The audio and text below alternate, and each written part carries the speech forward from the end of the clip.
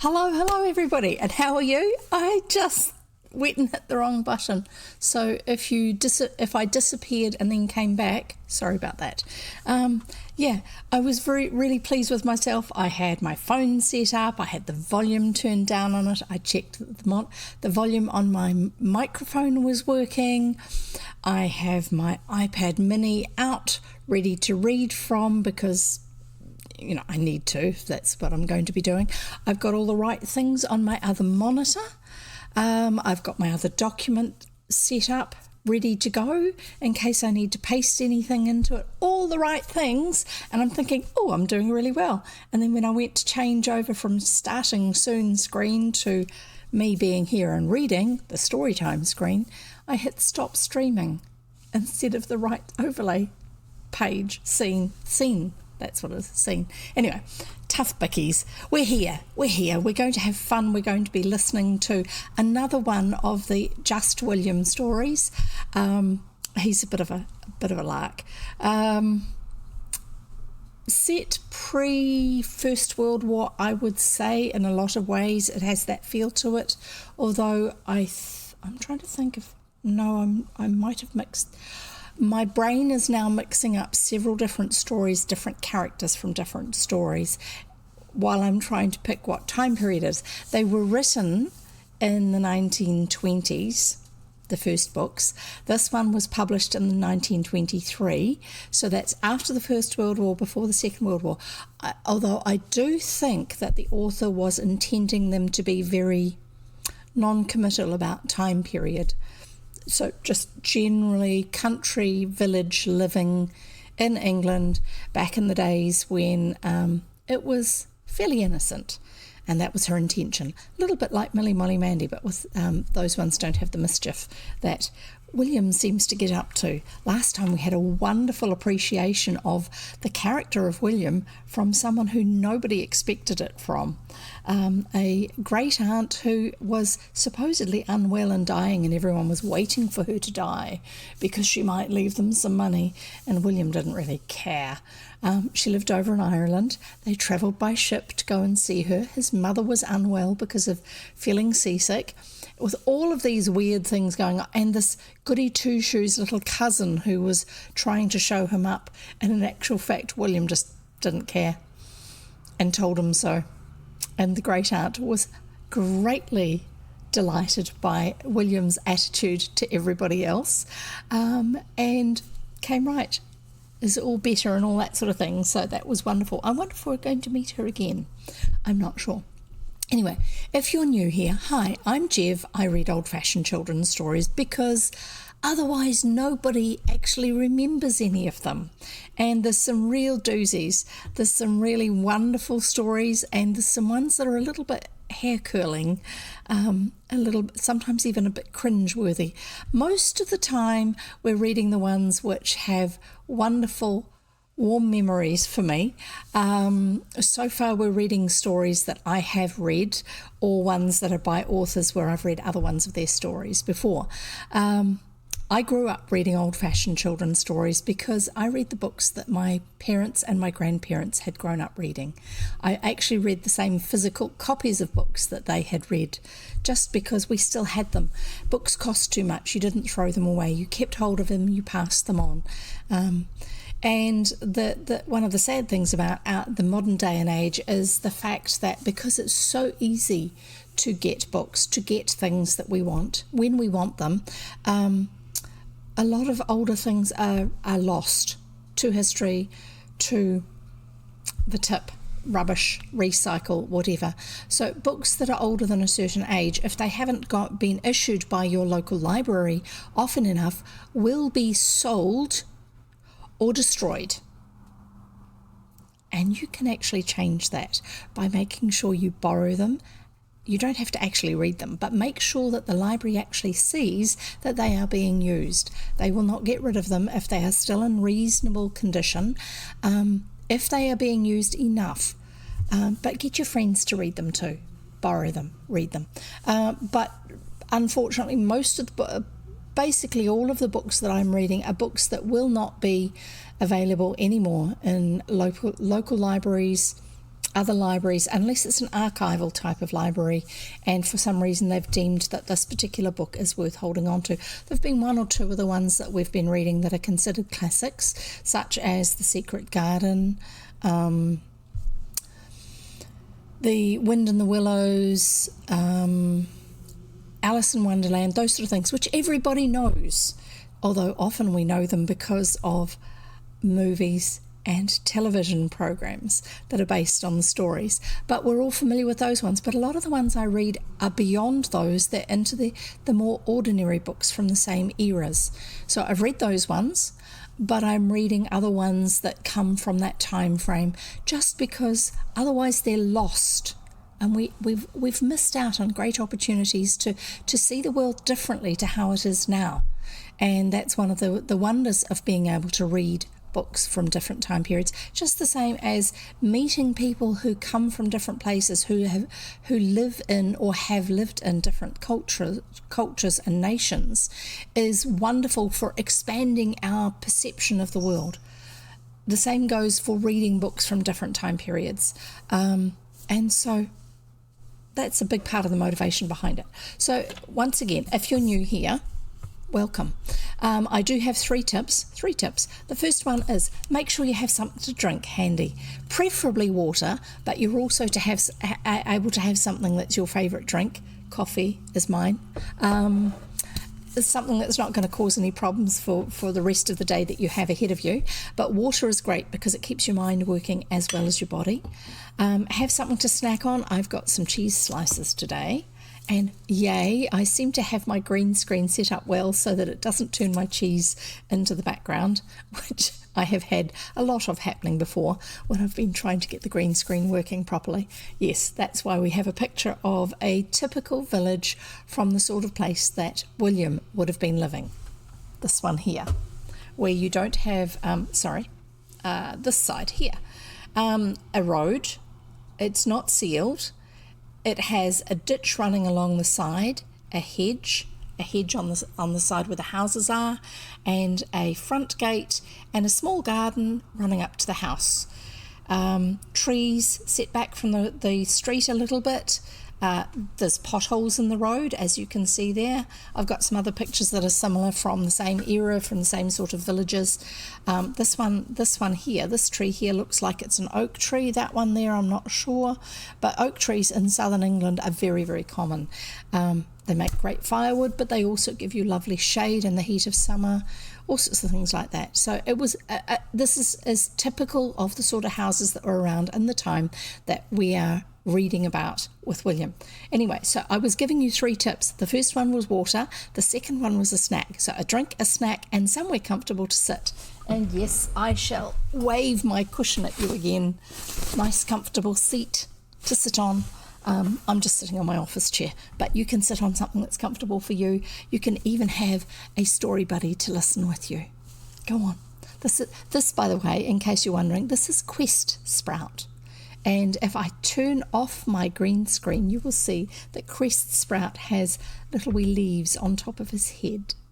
Let's find my background. No. That one there. Filters. Chroma key turned off. And there you... No. Close. Why is that not doing it? It's my old camera. Changing the settings on the wrong one. There you go. See, he's got little green leaves on top of his head. And he's a character from a comic strip that a chap who lives down the country from us actually writes and illustrates. And the BBC said, Quest Sprout is the most wholesome thing on the internet that the world needs at the moment. So there you go. But I have my own little Quest Sprout, my little reading buddy, and he sits there and smiles happily. Isn't that a wonderful smile? Doesn't that make you feel good? So you can, if you've got a reading buddy to sit with, that's great too. Anyway, what about we get on with reading? There's enough of this mumbling around about all sorts of things. Yes, I am looking at my other monitor at the moment, just making sure I've got everything going properly, and occasionally you will hear my mouse, my Yeah, this one's my mouse. Either my mouse or my keyboard clicking away, and it's because I am having to do something on the other monitor, or my controls here, but that's okay. So what are we going to do? What am I going to tell you about? I think I've told you everything I need to tell you. What about we get on with reading the story? That's a good idea, isn't it? Just put this back to where it's meant to be so I can see everything's running okay, make sure my seat is in the right place and isn't tending to drift backwards, which it does. It's an office chair, it's got wheels on it, and if you have your wheels lined up like you've pulled the chair in, when you're sitting there reading a story, you just gradually drift backwards. If you bring your chair in and shuffle it sideways, the wheels turn around and it doesn't go backwards quite as much, which you don't need to know, but it's a handy tip just in case you might have the same problems as me. Right, we shall get on with reading. We are reading William Again by Richmal Crompton. That Boy is the name of the chapter. Let's see where this one goes. He's bound to get into a bit of trouble with somebody or something, and it's not always his fault. Often it's just because adults have... I'm actually moving my camera around. Didn't realise that was what I was moving. I thought I was moving my picture in the background. There you go. Adults often have a tendency to make statements about things or give instructions which, if you pay attention to them, actually don't make quite as much sense as the adults think they do. And William gets into trouble often because he will listen to what he's being told and do what he is told to do. He will take it very literally. There you go. I'm not trying to anticipate what's actually going to happen because I can't remember, so we shall read it instead. William Again by Richmal Crompton, Chapter 3, That Boy. William had gone away with his family for a holiday, and he was not enjoying it. For one reason, it was not the sea. Last summer they had gone to the sea and William had enjoyed it. He had several times been rescued from a watery grave by passers-by. He had lost several pairs of new shoes and stockings by taking them off among the rocks and then roaming so far afield barefoot that he forgot where he had left them, and so came home without them. I have to admit to doing that sort of thing, not necessarily around the rocks. I did it at school because when we were going around the rocks, we didn't wear shoes before we went away around the rocks. We live by the beach. It's a rocky beach. So it was normal for us to go in bare feet, yes. But having to go to school wearing your shoes and socks, in here they're referring to them as shoes and stockings because that's what they used to get called for some strange reason. Being at school, getting uncomfortable, taking the shoes and socks off and trying to remember to put them in the school bag, but sometimes one would fall out, or forgetting and actually just putting them down safely somewhere in the playground, intending to get them afterwards, and forgetting and getting in trouble and being sent to the lost property office to go and find them, which usually wasn't that successful. Anyway, we'll carry on. So William had lost a few pairs of shoes and socks.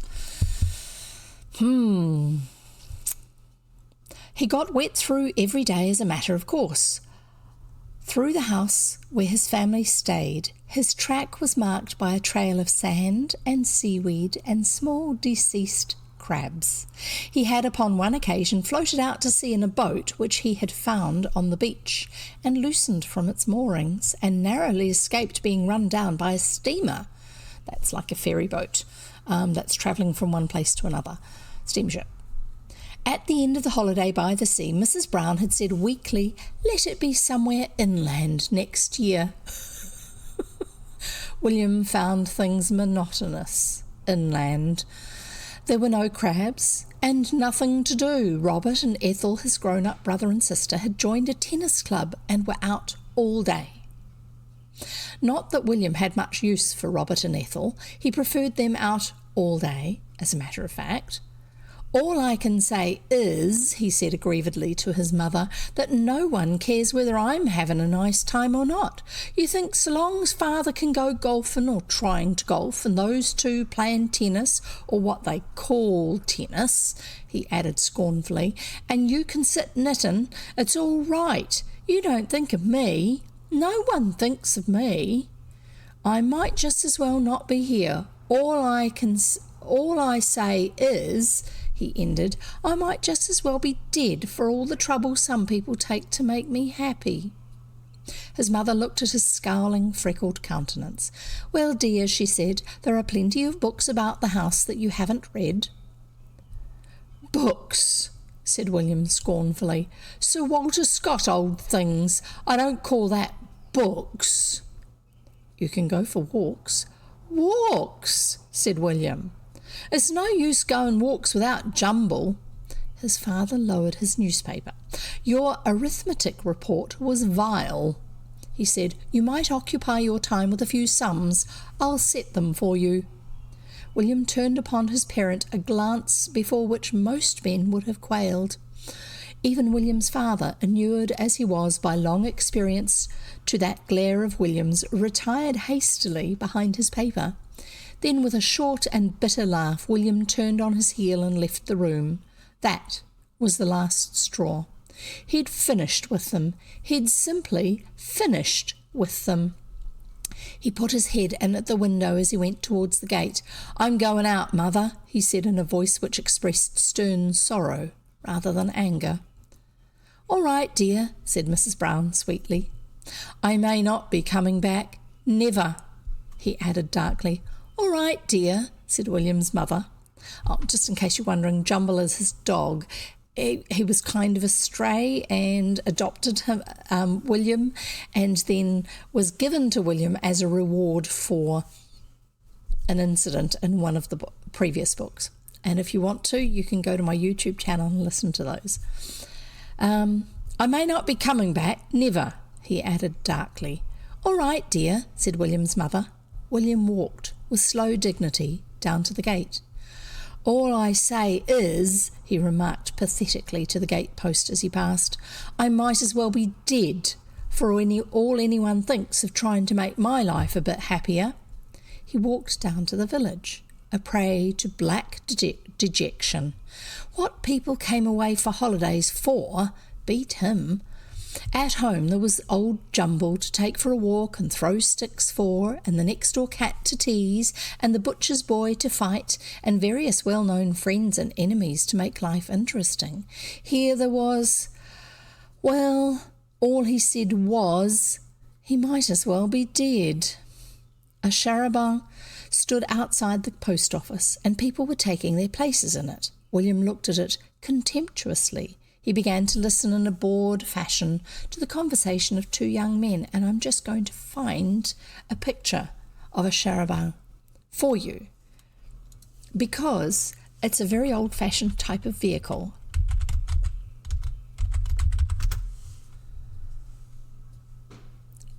When I first look it up, it gives you a photograph of a modern coach.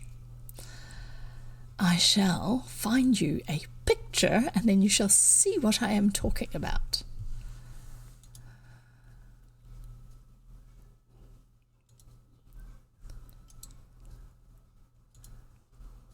Just because it's quite amusing. I just need to find the right place to save the picture to, as we usually have happening.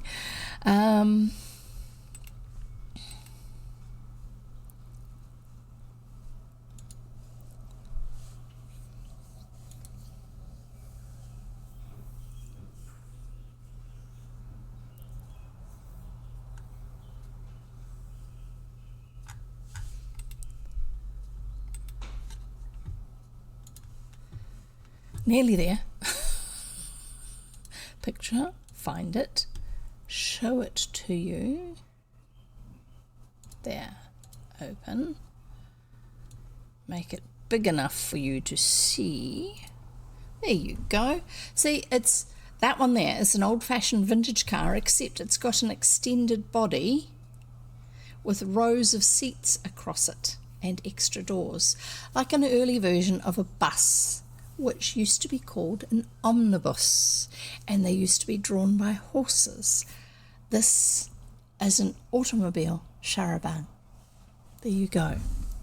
And yeah, I'm not quite sure how you meant to say it. Let's see if I can find something that shows me. Yeah, charabanc.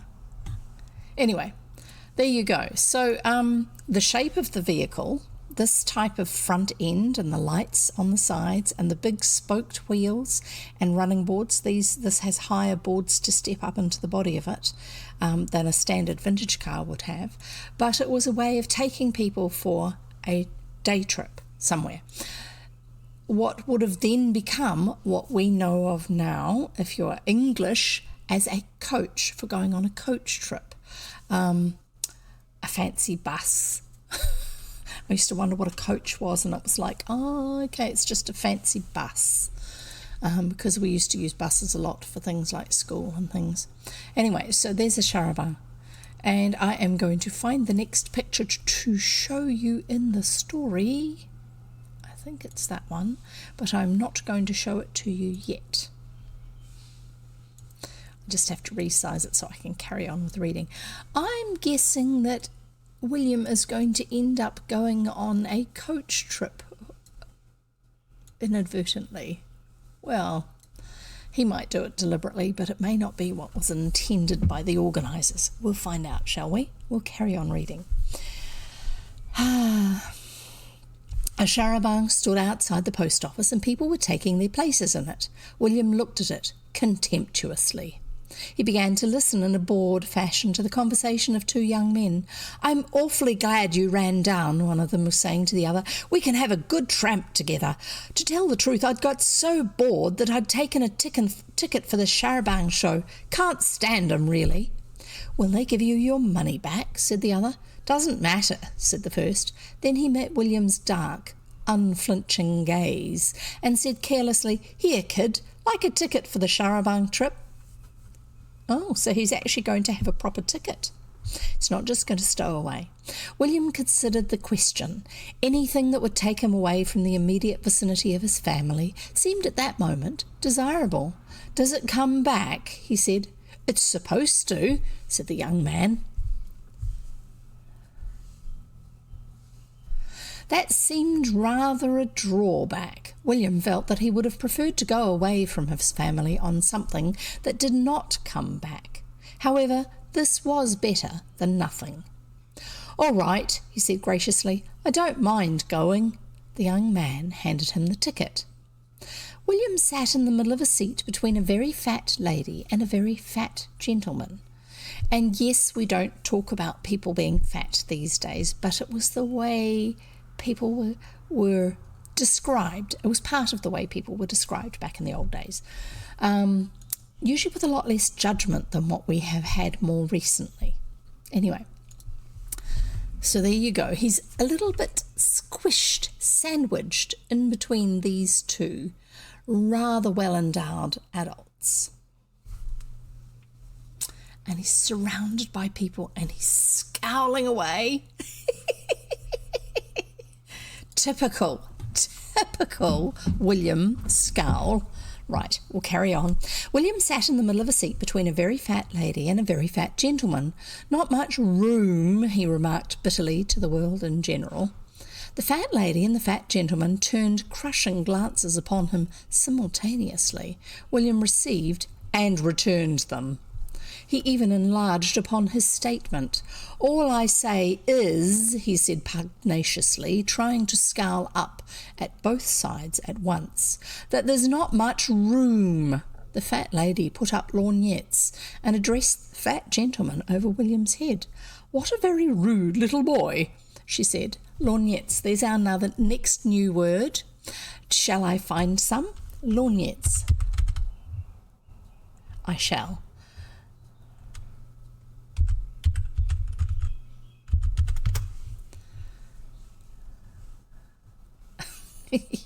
Exactly what I knew them to be, but you might not know. I'm trying to find a picture that would be suitable to show you. So we've had previously, when we've been reading, we've had pince-nez. Do you remember those? Those are the glasses that pinch onto the nose. They don't have the legs on the side. They just have a little pinchy thing here that holds the nose. Pinch nose. And it was just these little discs of glasses that would hold them on your face. Lorgnette. Nearly.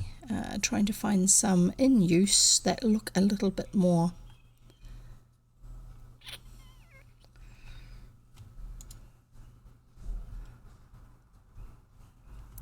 that one looks better. Trying to find suitable pictures that make it clear enough, and we shall find this one in my system and show it to you. Lorgnette, here we go.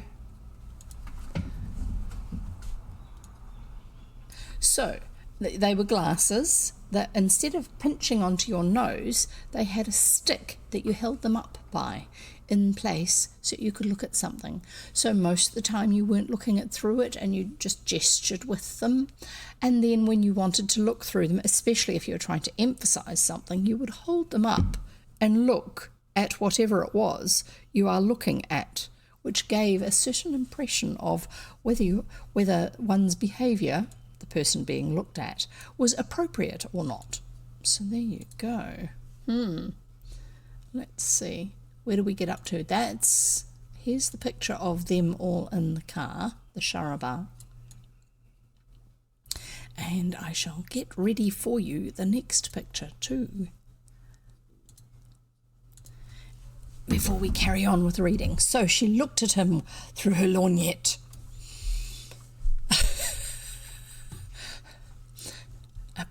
Very, very much a way of making someone feel put in their place. Done by certain sorts of people. The sort of people who used lorgnette.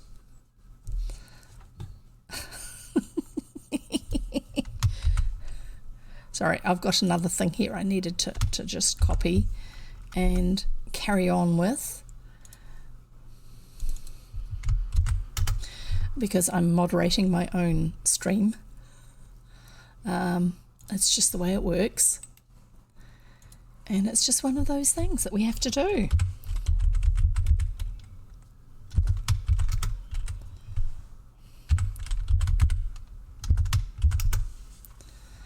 Right, carrying on. So she looked at him with her lorgnette. "What a very rude little boy," she said. Being apparently agreed upon at that point, they, the two adults, became friendly and conversed together for the rest of the journey, ignoring the subterranean rumbles of indignation that came from the small boy between them. At last the charabanc stopped at a country village. The driver explained that the church was an excellent example of early Norman architecture. This left William cold. He did not even glance at it. The driver went on to remark that an excellent meal could be obtained at the village inn. Here, William's expression kindled into momentary animation, only to fade again into despair. For William had spent his last twopence that morning upon a stick of licorice. It had caused a certain amount of friction between himself and his elder brother. William had put it, partly sucked, upon a chair while he went to wash his hands, and Robert had come in from tennis and inadvertently sat down upon it. Being in a moist condition, it had adhered to Robert's white flannel trousers. Even when detached, the fact of its erstwhile adherence could not be concealed. William had considered Robert's attitude entirely unreasonable.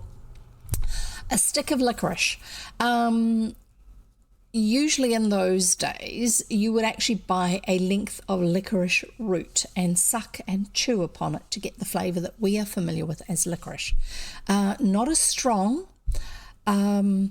Otherwise, it's actually a piece of that black stuff that gets a bit sticky when it's wet. I'm not quite sure which one it was, but either way, it would have left a mess on Robert's white flannel trousers. Anyway, we'll carry on. So this is now William. William had considered Robert's attitude entirely unreasonable. Well, I don't know what he's got to be mad about. I didn't make him sit down on it, did I? He talks about me spoiling his trousers. Well, what about him spoiling my licorice? All I say is, who wants to eat it? Now he's been sitting on it. Robert had unkindly taken this statement at its face value and thrown the offending stick of licorice into the fire. William sadly extricated himself from the charabanc. So that's what had happened this morning with his tuppence. He has no money for the meal. William sadly extricated himself from the charabanc, thinking bitterly of the vanished tuppence and licorice and the excellent meal to be obtained from the village inn. He regarded himself at that moment as a martyr whose innocence and unjust persecution equalled that of any in the pages of the church history book. An elderly lady in pince-nez looked at him pityingly. We know what pince-nez are, don't we? "What's the matter, little boy?" she said. "You look unhappy." William merely smiled bitterly. "Is your mother with you?" she went on. "Nope," said William, thrusting his hands into his pockets and scowling still more. "Your father, then?" "Huh," said William, as though bitterly amused at the idea. "You surely haven't come alone," said the lady. William gave vent to the dark emotions of his soul. "All I say is," he said, "that if you knew my family, you'd be jolly glad to go anywhere alone if you was me." Sorry. A little bit of water. Tickle in the throat. "All I say is that if you knew my family, you'd be jolly glad to go anywhere alone if you was me." The lady made little clicking noises with her tongue, expressive of sorrow and concern. "Dear, dear, dear," she said. "And are you going to have tea now?" William assumed his famous expression of suffering patience. "I've got no money. It's not much use going to have tea anywhere when you haven't got no money." "Haven't they given you any money for your tea?" said the lady indignantly. "Not they," said William with a bitter laugh. They wouldn't have let me come if they'd known. They wouldn't have paid anything for me. It was a friend gave me the ticket just to give me a bit of pleasure," he said pathetically. "But they won't even give me the money for my tea." "Perhaps," said the lady, "you had a late lunch and they thought—" "Ha!" ejaculated William. "I didn't have any lunch worth speaking of." He thrust aside the mental picture of 2 helpings of steak and 3 of rice pudding. "You poor child," said the lady. "Come along, I'll give you tea." "Thanks," said William humbly and gratefully, trudging off with her in the direction of the village inn. He felt torn between joy at the immediate prospect of a meal and pity for his unhappy home life. William, generally speaking, had only to say a thing to believe it. He saw himself now as the persecuted victim of a cruel and unsympathetic family, and the picture was not without a certain pleasure. William enjoyed filling the centre of the stage in any capacity whatsoever. "I suppose," said the lady uncertainly, as William consumed boiled eggs with relish, with enthusiasm, "that your family are kind to you?" "You needn't suppose that," said William, his mouth full of bread and butter, his scowling gaze turned on her lugubriously. "You just needn't suppose that, not with my family." "They surely aren't cruel to you," said the lady in horror. There you go. There she is, sitting at the table with William, and he's munching away on his tea, and she's grilling him, basically.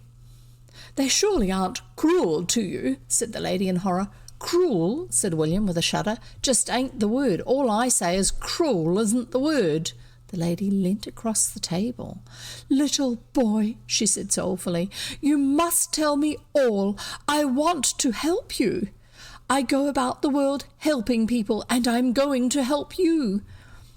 Don't be frightened. You know people can be put in prison for being cruel to children." If I reported the case to the Society for the Prevention of Cruelty to Children, William was slightly taken aback. Oh, I wouldn't like you to do that, he said hastily. I wouldn't like to get them into trouble. Ah, she said, but you must think of your happiness, not theirs. She watched, fascinated, as William finished a third plate of bread and butter, and yet his hunger seemed to be unappeased. She was not acquainted with the digestive capacity of an average healthy boy of 11. I can see that you've been starved, she said. Sorry. And I could tell at once from your expression that you were unhappy. Have you any brothers and sisters? William, who had now reached the second stage of his tea, put half a cake into his mouth, masticated, and swallowed it before replying. So that means chewed it and then swallowed. 2, he said briefly, 1 each, grown up, but they just care for nothing but their own pleasure.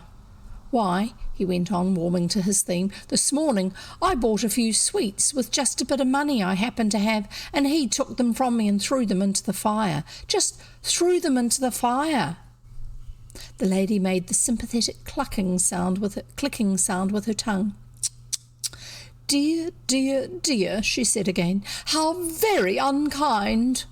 William somewhat reluctantly refused the last piece of cake. He had, as a matter of fact, done full justice to the excellent meal provided by the village inn. It had given him a feeling of gentle, contented melancholy. He was basking in the thought of his unhappy home life. I'm sorry to keep reminding you of it, said the lady, but I feel I really want to get to the bottom of it. There's generally only one explanation of an unhappy home. I've investigated so many cases. Does your father drink? William nodded sadly. Yes, he said, that's it. Oh, breathed the lady, your poor mother. But William wanted no division of sympathy. Mother drinks too, he said. You poor, poor child, said the lady. William wondered whether to make Robert and Ethel drink too, then decided not to. As an artist, he knew the value of restraint. Never mind, said the lady. You shall have one happy afternoon at any rate. She took him to the village shop and bought him chocolates and sweets and bananas and a top. Just a slight aside here. Bananas used to be a very expensive treat because they were imported from overseas. Where I live is in New Zealand, commonly referred to as NZ, and it has a slightly warmer but similar climate to England. Bananas don't grow that easily outside in New Zealand. In the far north, they can. You don't get a huge crop. Further south, no. England, no, unless you have a glass house. So this would have been the same where William was. They would have been imported fruit, so therefore it was very much a luxury item. And where I grew up in the country in New Zealand, they were also a luxury item. If we went to visit my grandmother, who lived only down the road from us, because it was just her and my grandfather, they were able to put their money into what they chose to, and one of the things she would do is she would buy bananas, and if we visited, we would get a banana. They were a real treat. Unlike now, they're just common, they're easy to get, they're not that expensive really. Anyway, we'll carry on. So William had received, among other things, bananas and a top.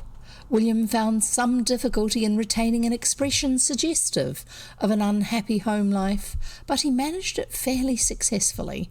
He had begun to feel very sleepy on the way home. He had a lovely time. His pockets were full of sweets and chocolates, and he held his top in his hand.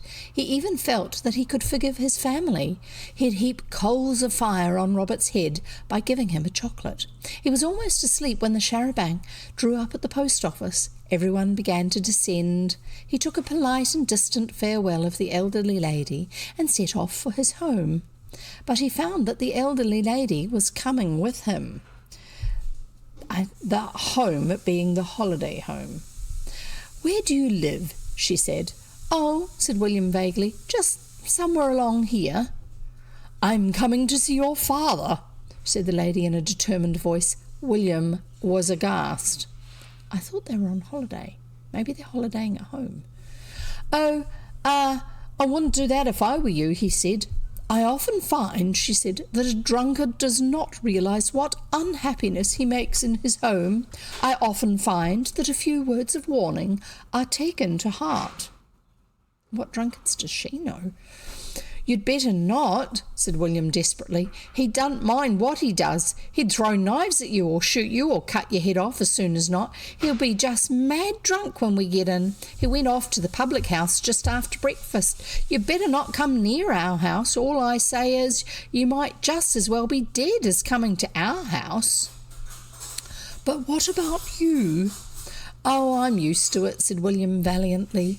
"I don't mind. Please, you'd better not come," he urged. "I'm thinking of you."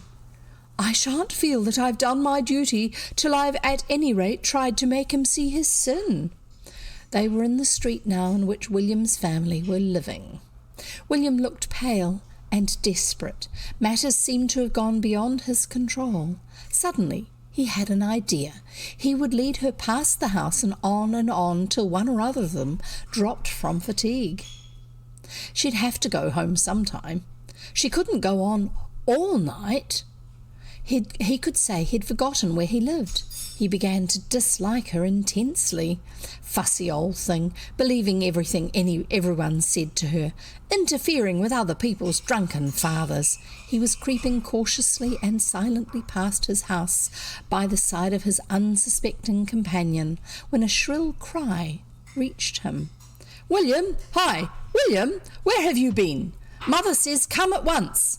It was Ethel, his older sister, leaning out of an upstairs window.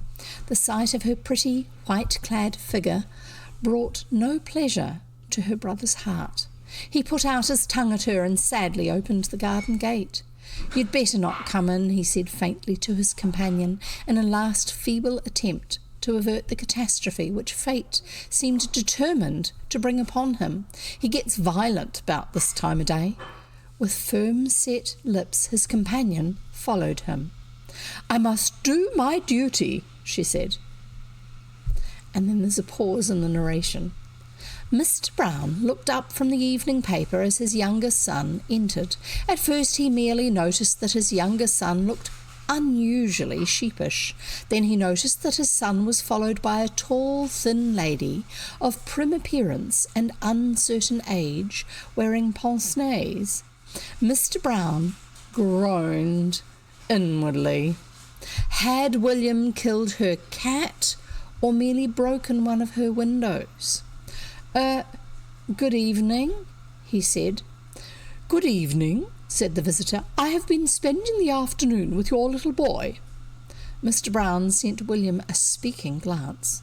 He didn't mind what caricatures William picked up outside the house, but he wished he'd keep them there. William refused to meet his father's glance. He sat on the edge of a chair, looking rather pale, his cap in his hand, measuring with his eye the distance between the chair and the half-open door. "Very kind of you," murmured Mr. Brown. "He has told me something of the state of things in his home," burst out the visitor. "I saw at once that he was unhappy and half-starved." Mr. Brown's jaw dropped.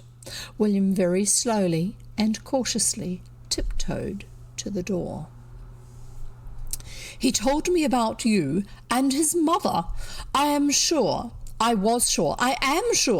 you don't realize what you are doing, what your failing means to this innocent child." Mr. Brown raised a hand to his brow. "Your conscience, you see," said the visitor triumphantly, "troubles you. Why should the memory of childhood mean to that dear boy blows and curses and unkindness, and just because you are a slave to your baser appetites?" Mr. Brown removed his hand from his brow. "You'll pardon my interrupting you," he said feebly, "but perhaps you would be good enough to give me some slight inkling of what you are talking about." "Ah, you know," she said fervently, "in your soul, in your conscience, you know."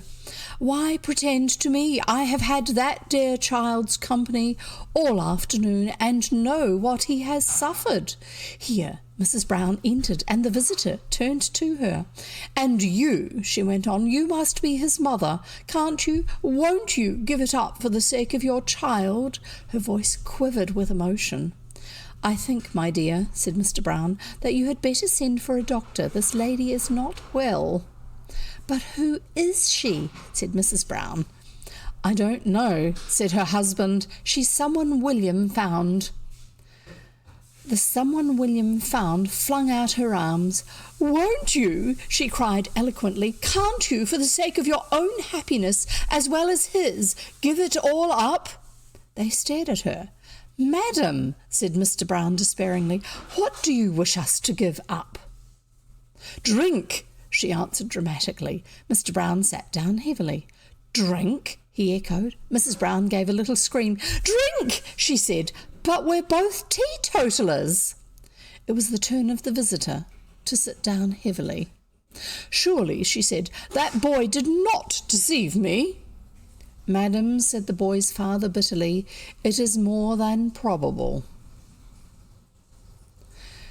When the visitor, protesting, apologising, expostulating, and still not quite convinced, had been escorted to the door and seen off the premises, Mr. Brown turned grimly to his wife. Now, he said, where is that boy? But a long and energetic search of the house and garden failed to reveal any traces of him. It was not till an hour later that William, inspired more by the pangs of hunger than by pangs of conscience, emerged from the boot cupboard in the kitchen and surrendered himself to justice. Oh my goodness, that rascally William. So that time it wasn't because somebody had said something and he'd misinterpreted it. Well, not entirely. But people do tend to put words in his mouth and give him suggestions, which aren't necessarily the best things to do because he's such an active imagination. Right, so because we're between chapters, we can have a chat or have something to eat, and I'm going to eat my cheese. And thankfully it's not a really noisy thing to do this time, unlike when I was eating my cheese and crackers last time.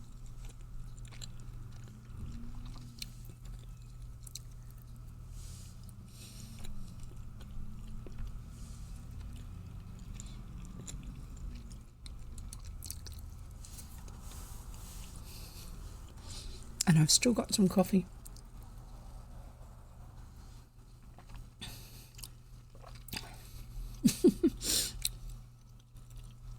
Just looking at the captions, I don't still something or other about coffee. I don't still got some coffee, and I've still got some coffee. It's all done by machines, computers, listening to the words and then trying to translate what I say. And the really funny thing about me using closed captions is because you can choose which version of English to have it listened to filter things through. I tried the one for New Zealand English. It was reasonably accurate. I tried the one for Australian English because a lot of people think that Kiwis sound Australian.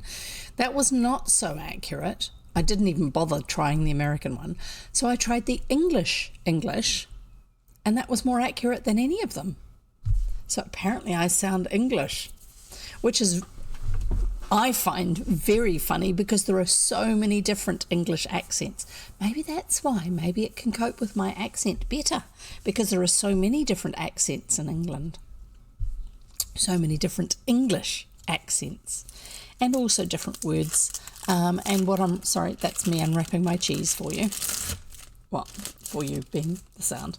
There are so many different English accents. Having lived over there for a while, it was always very intriguing to try and guess where somebody was from. In fact, after we had left there, I met somebody and I said, you don't happen to come from not Birmingham itself, but just north of Birmingham out in the countryside? And he said, how did you figure that out? Everybody thinks I come from Birmingham. How did you figure out that I came from out in the country, out of Birmingham on the northern side? And I said, because I knew somebody who'd come from that area.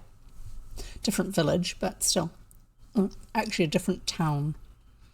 It wasn't villages at that point. It was still quite built up.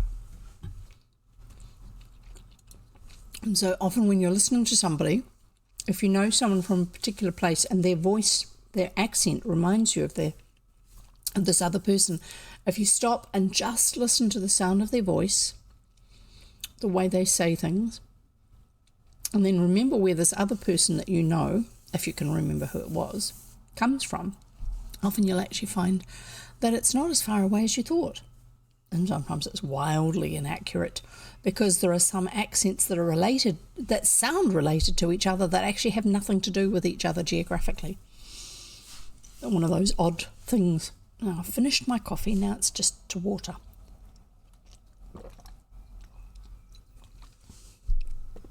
Get the cheese out of my teeth. Right, we are going to read chapter 4, which is William the Reformer. Here we go. Sorry, just get my sleeves are bunching up under my arms. It's uncomfortable. William again by Richmal, Crompton. Chapter 4, William the Reformer. We'll see how this one goes. Actually, I'm just have a quick look and make sure I've got the right pictures ready. William the Reformer. Picture 11. Oh, yes.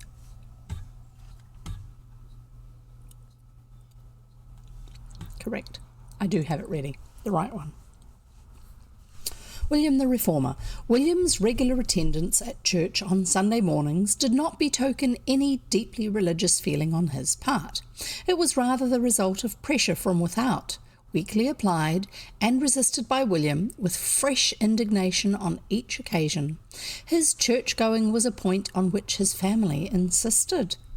It was not that they hoped that any real improvement of William would result from it. As a matter of fact, it generally seemed to have the opposite effect upon him. But it meant that those of his family who did not go to church had one morning at least, in the sure knowledge that William's strident voice could not dispel their Sabbath peace and calm, nor could William, with his curious genius for such things, spring any awkward situation suddenly upon them, while those who went to church had the comfortable knowledge that William, cowed and brushed and washed and encased in his hated best suit, and scowling at the vicar from the front pew, could do little harm beside the strange scuffling with his feet that he seemed able to produce without even moving them. Moreover, they knew where he was. It was something to know where he was. So, yeah, just a short explanation. In the early days of the 20th century, it was common for people to still go to church, even if it didn't actually mean a lot to them. It was just something that was done. And amongst that was sending your children to church as well. Because schools didn't teach morals, church did. Some of them had children's activity groups and things like this on other days, but everyone went because it was just the normal thing to do. And that's the way it was. So we just accept that that's how it was and carry on with the story, because that's part of the story. Sorry, I've got a hair itching the side of my neck. This Sunday the usual preliminaries took place. "I'm not going to church this morning," Robert happened to say, carrying a deck chair into the garden. "And I'm not either," said William as he seized another chair. The would-be light finality of his tone did not deceive even himself. "You must go, dear," said his mother placidly. "You know you always do." Also his age group. He's in the age group where children did what their parents told them to do, because that's the way it was. "Yes, but why me and not him?" demanded William, pale with outrage. "Why him not go and me go? Robert calmly stated his position.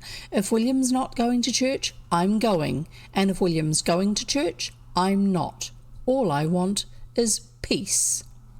I shan't make a noise if I stay at home, said William in a tone of righteous indignation at the idea. I'd just sit quietly reading. I don't feel like being rough or anything like that. I'm not feeling well at all, he ended plaintively. Mr. Brown came downstairs, top-hatted and gloved. What's the matter? He said. William's too ill to go to church, said Robert in an unfeeling tone of voice. William raised his healthy, ruddy countenance. I'd like to go to church, he explained to his father. I'm disappointed not to go, but I just don't feel well.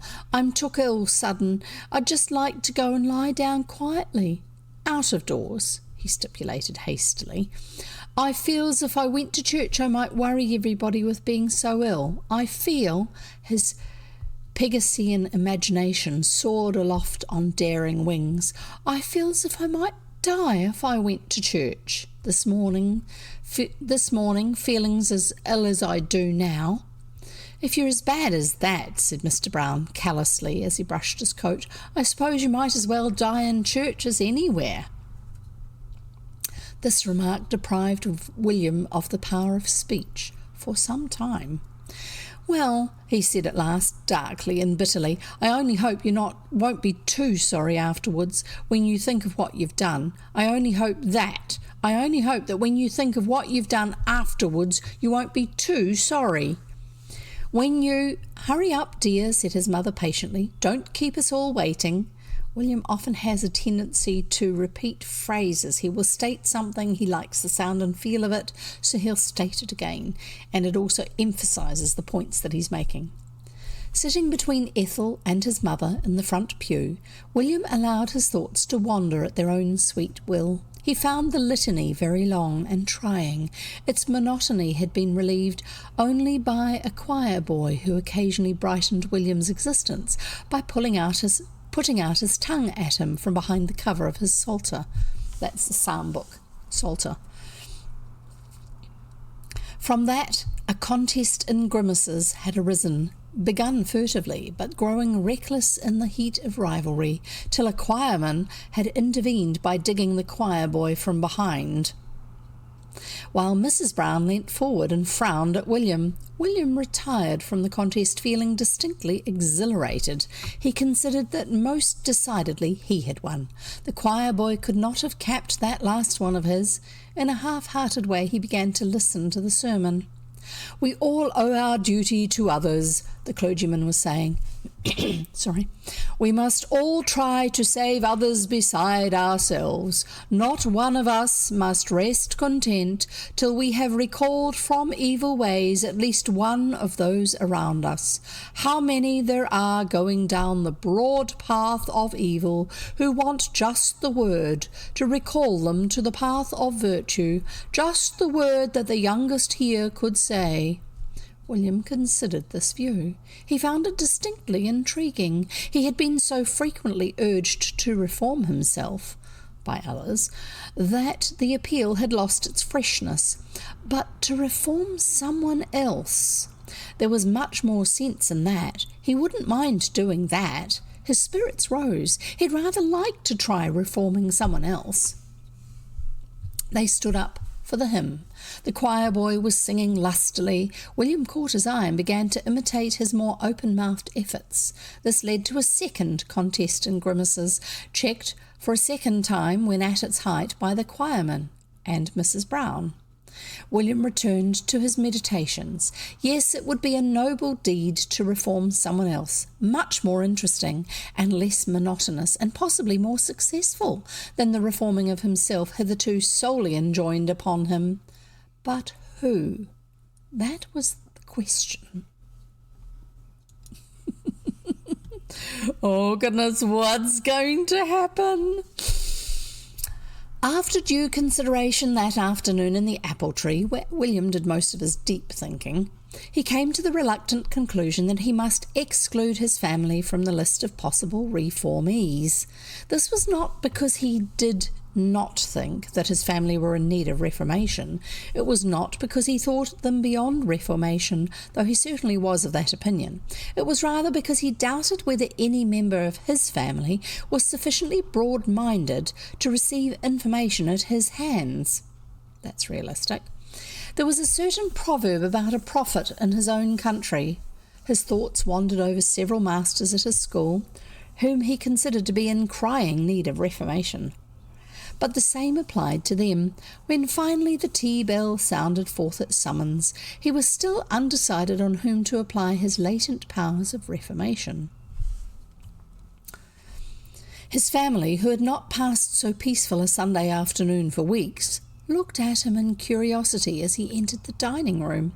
"What have you been doing all afternoon, dear?" said his mother solicitously. "Just thinking," said William coldly. Meditation on his family's need for reformation had made him realise afresh all he suffered at their hands. "Not dead yet?" said Robert jocularly. "No," said William with a quelling glance, "though anyone might be with what I've got to put up with. It's a good thing I'm strong." He then transferred his attention to a large piece of bread and butter, and the conversation drifted away from him. Idly he listened to it.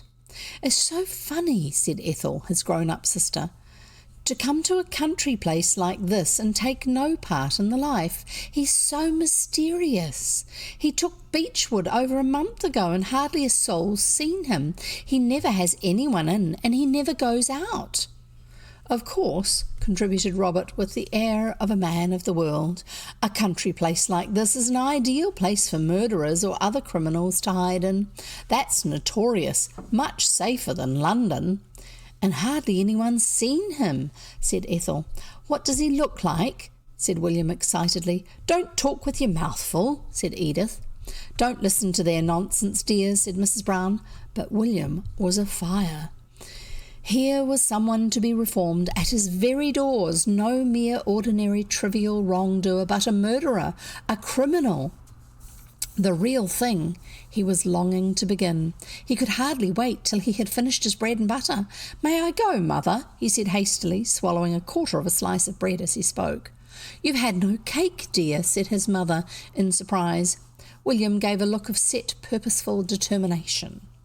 "I don't want cake today," he said in the voice of one who scornfully waves aside some trifle unworthy of him. With that he strode frowning from the room. "I do hope he's not ill," said Mrs. Brown uneasily. "He's been awfully quiet today." "He's given us the first peaceful Sunday we've had for years," said Ethel. "It's not over yet," said Robert in a voice of warning. William was already on his way to Beechwood. In the road, when you're out in the country, often houses have names rather than street numbers. Just that's the way it is. And if you're a local, you know which house is called which. William was already on his way to Beechwood. In the road he found Ginger, his bosom friend on weekdays. On Sundays, the two families, inspired solely by a selfish desire for peace, tried to keep them as far apart as possible. "Sunday," said Ginger, bitterly voicing unconsciously the grievance of the majority of his countrymen. "There's nothing to do." "I've jolly well got something to do, I can tell you," said William in a voice in which mystery and self-importance were mingled. Ginger brightened. "Let me help," he pleaded. "Let me help, and I'll give you half the next thing anyone gives me." "Suppose it's something you can't make a half of," said William guardedly. "Well, then I'll let you have it in turn with me," said Ginger generously. "Fair turns," said William. "Rather," said Ginger. Sorry, my seat's getting uncomfortable. "All right then," said William. "Come on." Ginger set off happily by his side. "What you going to do, William?" he asked. William sank his voice mysteriously. "I'm going to reform." William put the accent on the first syllable. "A murderer. Make him give up murdering. Same as what he said in church this morning." "Crikey," said Ginger, impressed. They crept in at the open gates of Beechwood. "How are you going to begin?" said Ginger in a sibilant whisper. "Dunno yet," said William, who always trusted to the inspiration of the moment. Suppose he murders us," whispered Ginger. "If he does," said William grimly, still aggrieved by his family's general attitude to him, "I know some folks that'll perhaps be sorry for some things." Then suddenly, "He's there," said William excitedly. "Look, I can see him." They crept behind some bushes and watched. A man was digging in the middle of the lawn. He stood up to his neck in a large hole and was throwing up spadeful after spadeful of earth onto the edge. Occasionally he stopped to wipe his brow. He was a thin, youngish man.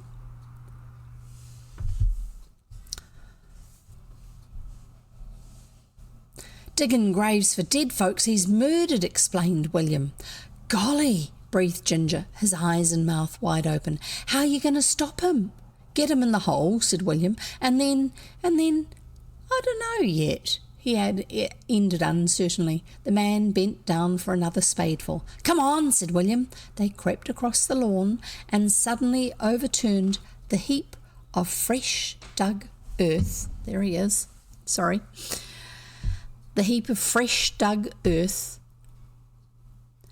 that was on the edge of the hole upon its occupant, using feet and hands and head and body. It all happened in a second. The man, up to his neck in the sudden avalanche of damp garden soil, looked up at them, sputtering anger and earth. I say, you know," he said. "Look here."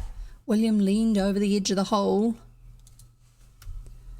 "You just got to stop it," he said fiercely. "Do you see? You just got to stop it." The young man gazed at him in amazement. Sorry, I just turned something on which I thought I was turning off. The young man gazed at him in amazement. He made no effort to arise. He lay back on his earthen couch. "You've jolly well winded me, you young devil," he said, still ejecting earth from his mouth as he spoke. "Stop what?" "You know," said William mysteriously, bending still further over the edge of the hole. "You jolly well know, doesn't he, Ginger? How'd you like someone to do it to you, murdering you and burying you in back gardens? Just think of that. Just think of how you'd like other folk doing it to you before you start doing it to other folks." "I'll jolly well murder you once I get out of here," said the man. "I'll murder you and bury you 10 times over. Don't you worry about that.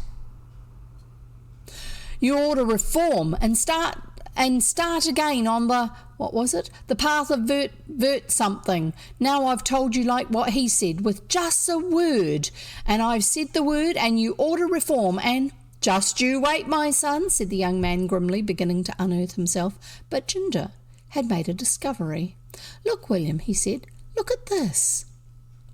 This was a tin containing curious earth-covered coins at the edge of the hole. "He's a thief too," said William indignantly, "taking folks' money as well as burying them. He's going right down the broad evil path like what he said. Well, he ought to stop. I've said it. I've said the word like he said," he being the preacher, "and he ought to reform and come back to the path of vert what he said." The young man was fast unearthing himself. He looked a curious sight. "Just you wait," he said, the young man, and he began to climb out of the hole. "Murder won't be in it." Instinctively, and throwing the zeal of the reformer to the winds, William and Ginger took to their heels and fled. Across the lawn, down the drive, down the road, with fleetness of foot gained in many a flight from irate farmers and landowners. Ginger still hugged to his breast the tin of coins. The earthen young man followed, leaving a trail of soil as he ran. "Here," he shouted, "bring back that tin! Here! Thieves!" They threw him off at the first turning and made for William's house. They fled panting up the drive. "Look out," said William breathlessly. "There's father." Mr. Brown, putting on his hat in the hall for a quiet evening stroll, turned to see his son and his son's friend walking slowly and demurely up the drive. The son's friend held an old tin clasped to his breast. Both were red and breathless in spite of their slow and demure progress. Mr. Brown looked at his son with a suspicion born of experience. "Where have you been?" he said. "Just for a walk," said William meekly and with wide-eyed, appealing innocence. The two proceeded toward the stairs. "Where are you going now?" said Mr. Brown, still more suspiciously. "Just up to my room, father," said William. Mr. Brown fastened his stern gaze upon the tin. "What have you got there?" he demanded. "Just some old things we found," floated in William's dulcet tones from the hallway upstairs. "Crumbs," said William upstairs. "I thought he was going to nab us." "My sainted aunt," said William's father downstairs. "That boy's up to something again." William's father, however, soon forgot William. It was a perfect evening. Sabbath calm reigned supreme over the countryside. The trees were just beginning to turn from green to gold. The bird's song rang through the still evening air. As Mr. Brown walked along, a sense of peace and well-being descended upon him. He completely forgot William. Then suddenly he turned a bend in the road and saw a curious figure, so curious that Mr. Brown pinched himself to make sure he was awake. Sabbath calm ceased to reign supreme over the countryside, and Mr. Brown's sense of peace deserted him. The figure was that of a hatless, wild-eyed young man, covered to the neck in soil, and bearing traces of it upon his face. "I say," he said abruptly, "are you a resident of these parts?" said the young man. "Yes," admitted Mr. Brown, debating in his mind on the safest method of dealing with an escaped lunatic. "I've been robbed. Some most valuable coins, simply robbed in broad daylight." "You'd better go to the police about it," said Mr. Brown soothingly. "Come with me, I'll show you the way." He thought the police station the best receptacle for the strange wanderer. "I've taken beechwood, you know," went on the excited young man, "and I'm doing some excavating there on my own. I belong to the Archaeological Society. I've found traces of Roman occupation here. I've had some experts down, and there's no doubt that there was a Roman villa on the site of Beechwood. I've found some most valuable coins this afternoon, and I've been robbed of them. They are irreplaceable." "Who stole them?" said Mr. Brown. He was rather bored by the whole proceeding. He was anxious to deposit the strange young man in the police station and continue his walk. "Mere boys," said the young man. "Mere boys. They pushed earth in on top of me and shouted some gibberish and made off with the coins. Probably some rival collector heard of the thing and sent them." "Probably," agreed Mr. Brown, without interest. "Well, here's the station. I'll say good night and good luck." He touched his hat and was on the point of proceeding with his walk, but the young man was pathetically anxious to confide the whole tale. "I've really no clue," he said sorrowfully. "The coins were in an old tin, simply an old tin. Well, I suppose I'd better go in. Good night." Mr. Brown was standing motionless. He seemed to have lost all desire to proceed with his walk. His smile had faded from his face. He was seeing a sudden vision of two small boys, red-faced and breathless, but wearing looks of innocence that blazoned guilt far and wide, creeping cautiously upstairs. One of the boys had held an old tin in his hand, simply an old tin. He turned to the young man. The young man had already reached the door of the police station. "Here," shouted Mr. Brown. "1 minute." The man returned to him. "You said boys," said Mr. Brown slowly. "What sort of boys? Could you describe them?" "One was freckled," said the young man. "He called the other one Ginger." Mr. Brown swallowed. "I think," he said, "that I can help you, if you'll come home with me." "Have you got a clue?" said the young man excitedly. "I think," said Mr. Brown, "that I have." The young man, dropping garden soil with every movement upon Mrs. Brown's drawing-room carpet, clasped his tin box to his breast. William, frowning and injured, stood before an accusing family circle and defended himself. Let's see if I have... No, I didn't get the next picture ready, but I am going to get it for you now because it's relevant. There you go. There's William. There's the young man with his tin. There's father and mother and Ethel and Robert. William, frowning and injured, stood before an accusing family circle and defended himself. Well, how was I to know? I found him digging graves for folks he'd murdered. I was trying to reform him.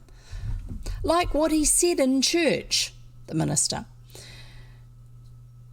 How was I to know that he wasn't digging graves for the folks he'd murdered? I wanted to reform someone, same as he said. He said he was a murderer too. He said he was as near as near murdered Ginger and me. How was I to know?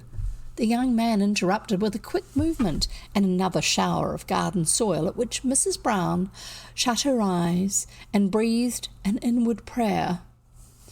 Look here, he said, it's all a misunderstanding, I say. Suppose you come to tea with me tomorrow and we bury the hatchet instead of the murdered, eh? I say, I'd better go and change, hadn't I? I'll see you down the road, said Mr. Brown. The young man went off, happily clasping his tin and scattering earth thickly around him. The rest of the family turned up to William. Well, you've done it now, said Ethel. I said Sunday wasn't over, said Robert. The carpet is simply ruined, moaned Mrs. Brown. They didn't have vacuum cleaners then.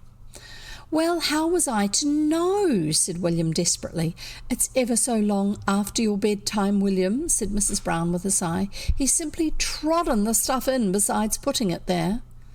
I advise you to go to bed before father comes back, said Robert, in a superior elder brother air.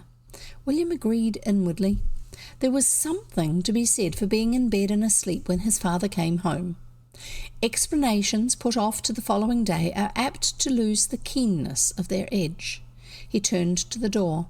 Nothing I do ever seems to come out right, he said gloomily. How was I to know, digging away like that?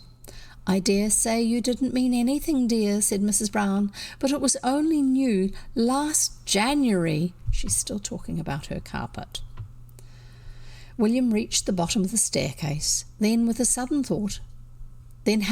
thought and returned. Anyway, he said, putting his head round the drawing-room door, if you hadn't made me go to the church when I was feeling so ill, I wouldn't have known anything about reforming folks. William, said Mrs. Brown wearily, do go to bed. William complied, but again only reached the foot of the staircase. Here another thought struck him, and he returned.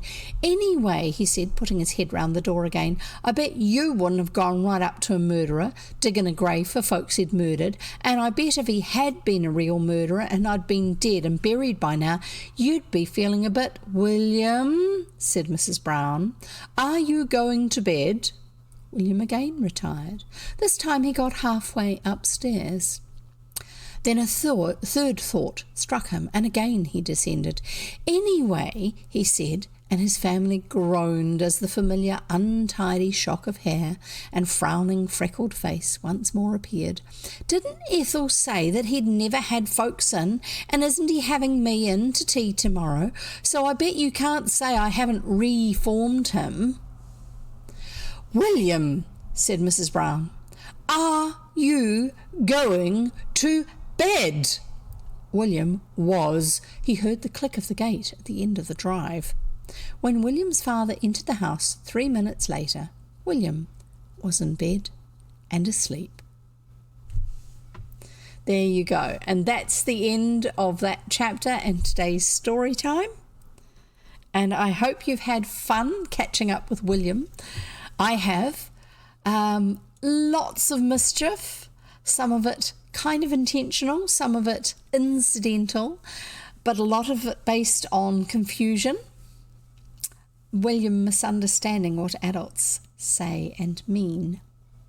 Just the way it is. Do you remember life being like that when you were a child?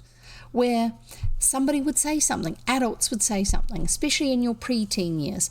Adults would say something and you understood what the words meant, and so you took the words literally as what they had said, and then you got in trouble for what they had said because they didn't actually mean that. They were implying something and they didn't realize how much they meant by implication, and you got in trouble for it, and you eventually learned. It's like, oh well, that's probably what they mean. Anyway, that's just the way it is. That's part of growing up, I guess. And we'll be back with more from William probably on Friday, because today's Wednesday. So that's in 2 days' time. If you are watching live on Twitch, that's wonderful. Great to have you here. If you haven't yet followed me, click the follow button, which is the heart button, and then Twitch will notify you when I go live next time. And if you are watching this on YouTube, if you click the subscribe button there, YouTube will tell you when I put one of my videos from Twitch up onto YouTube, and I put them all into playlists so you can listen to a whole book or whichever section of a book you're wanting to. If you've missed some of our previous stories, go and look at my playlist page on YouTube. There is a link for it in my profile. If you're watching on Twitch, there's also a link for it in YouTube. Either way, and give it a like, the usual thing. Subscribe, like, blah, blah, blah. You can even put comments on Twitch. That's a good way to do it. If you've enjoyed the story, then leave a comment. That's lovely. And also means it helps YouTube to understand that people actually do want to listen to stories being read to them. There you go. And that way maybe you'll see more. There are actually more stories being read on YouTube than you realize. It's just that people don't actually hit the like button often enough, not just me, but on other ones. And so YouTube thinks, oh, nobody's interested in that. I'm not going to bother telling them. Can't be bothered. Anyway, so let's change YouTube's mind for it. And I'll see you next time. In the meantime, thank you for being here. Thank you for listening, and happy reading. Bye.